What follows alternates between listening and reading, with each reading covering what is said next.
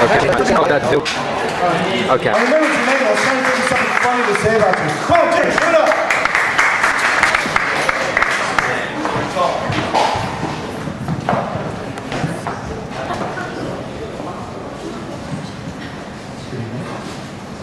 Bonsoir, mesdames, messieurs, les autres. Je m'appelle Jay Julien.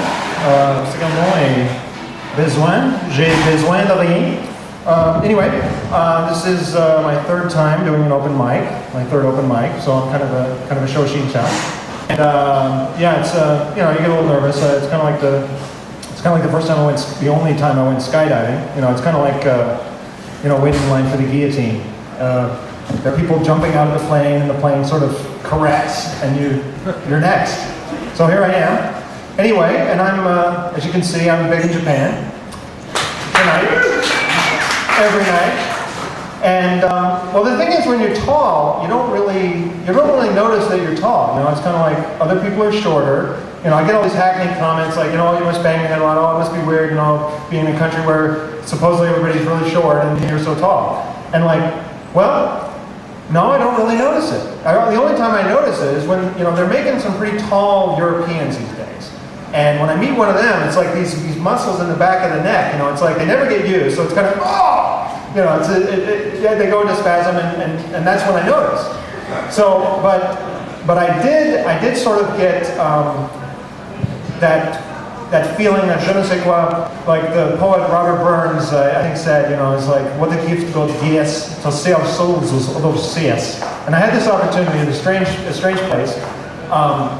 I joined an aerobics class with my wife, and so there I am, you know, I'm doing my thing, you know, and it's like, and there's all these other people, of course, Japanese, and there are mirrors all around, and there I am in my talk, you know, and I can see myself from all these angles, all these people running around, and I just sort of had this impression that I was in an Andrew Lloyd Webber production of Godzilla Destroys Tokyo.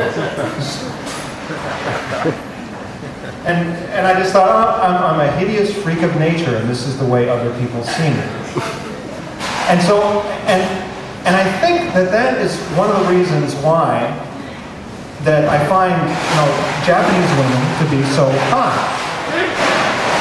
I mean, obviously, I mean, one reason is they are hot, you know, I mean, duh.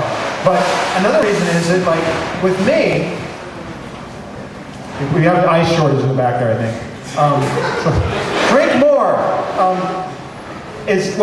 I think, you know, one reason is when you're this gigantic, hulking freak of nature, and you know, hair like this, you sunburn to a crisp in 12 seconds flat, and you know your nose is on time for meetings that you're late for, and you sort of have to kind of, you know, tack into a strong headwind, you know, because your ears just, you know, my ears are like kind of, you know. Okay, I'm making progress here. You know, I think there's this sort of genetic imperative that sort of wells up in your DNA, and it just sort of says, attention, attention. Do not even change your underwear until you get a ticket to Narita and you find yourself something short, dark, cute, with mild features. That's all. And the tragic and inevitable conclusion. I was like, I came to Tokyo and I got married, and I'm a daddy. So yeah. And anyway, so my kid's really big too. In fact, he's probably like the only kid in Tokyo that instead of like, you know, parents say, you know, I dropped my kid and landed on his head, you know, my kid gets banged from the top on it. You know, it's like I kind of duck and, oh, forgot, you know, he gets in the head, you know, and I tell us, I'm not that won't. Anyway, that's life when you go to tell dad.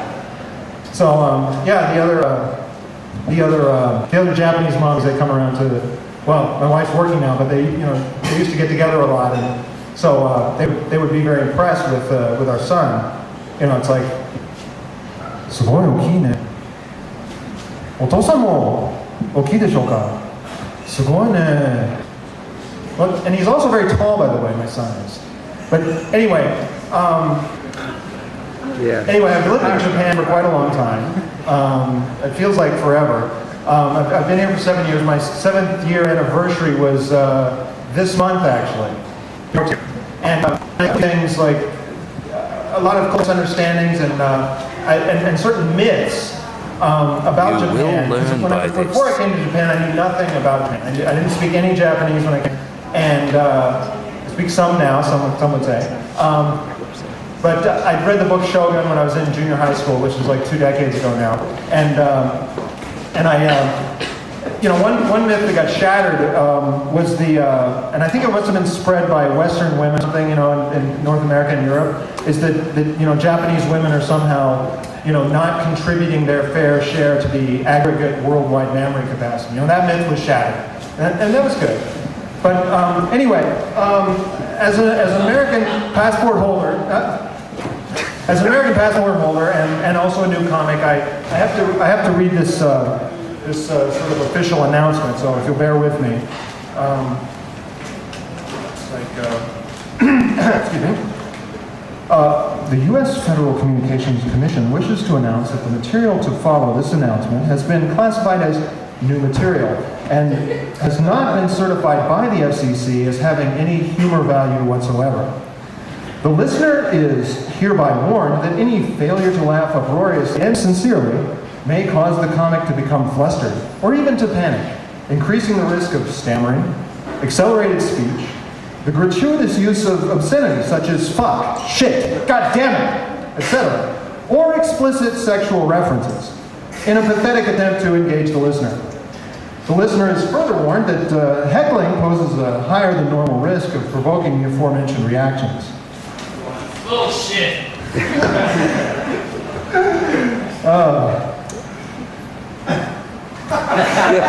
I need to dignify that with an answer?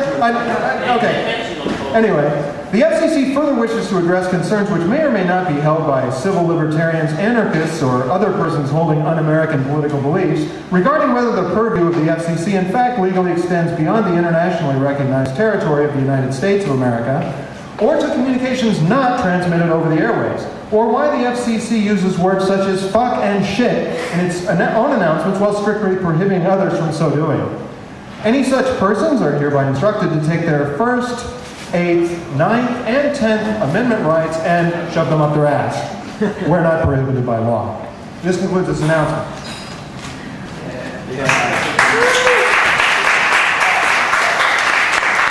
So anyway, how about those Japanese elections? We just had Japanese elections, and I guess they still haven't decided whether Mori-san is going to be prime minister again or not. But anyway, am I getting the hook here? I'm getting the hook here.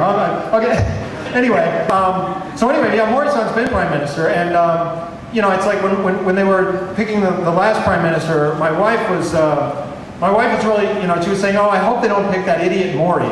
Or that other idiot, the head of the mafia,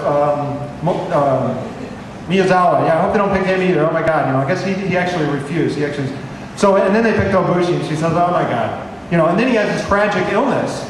And then Mori-san starts to look pretty good. It's like we had this one guy, and then now he's a vegetable, so that, the idiots start to look, he's an idiot, but he's not a vegetable. It's like, shokubutsu to kurabete no baka wa chotto kaku yoku naru.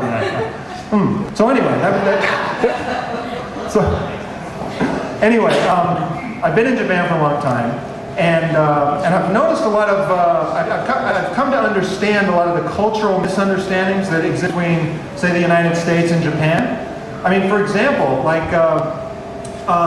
Americans have this attitude, Japan, they're like these fanatics, and they're like workaholics, and they're actively plotting to destroy our culture and just undermine all of our industries and basically just, turn us into a second-rate country, if we don't do that to ourselves first. But anyway, Japanese banks, I think they used to have these abacuses, right? They used to have the soroban out at the cash machines, right? So people could do little calculations. And then I think, they decided that, well, that's kind of kakuyokanai, it looks stupid, other countries make fun of us. And plus they sometimes fall off and break, and they're very noisy. You get a whole bunch of people all calculating. It's like, it's kakuyokanai. So we need a solution. Plus, safety country, but, hey, some of these things walk away. I mean, let's be honest here, a bit of a problem. So they said, well, what are we going to do? We need something that's got its own power supply. It's got to be able to be attached. It's got to take up very space. So they say, well, we need solar calculators, which they put in there, get some solar cells, and then, boom, solve the Japanese problem, a very Japanese solution to a Japanese problem. And then And then boom, they wipe out the U.S. domestic semiconductor industry. You know, it was an accident. You know, in America. You know. Anyway, I'm getting the hook now. I think. Am I getting a hook? It's not the hook. The hook. I'm getting the hook. Okay, sorry. Come and see me. Not gonna go Baba. I do a little trick anyway. Getting the hook. Okay. Give it a one time, ladies and gentlemen, for Jay Dirian.